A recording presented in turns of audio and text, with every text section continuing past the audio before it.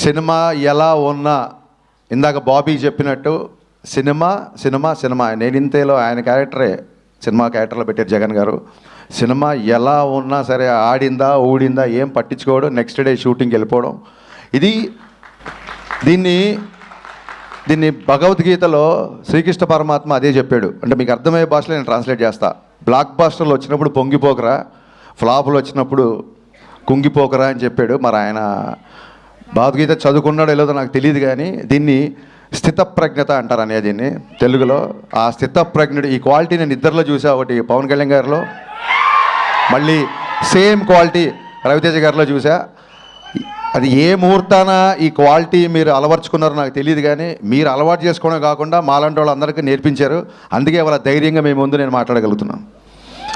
ఈ balance of mind అనేది దీనికోసం ఎక్కడెక్కడికో హిమాలయాలకు వెళ్తుంటారు ఋషులు. వాళ్ళందరూ ఫిల్మ్ నగర్లో ఒకసారి అన్నీ ఆఫీస్కి వస్తే సరిపోతుందని తెలియదు పాపం. ఈ క్వాలిటీ అందరూ నేర్చుకోవాల్సిన విషయం ఇది.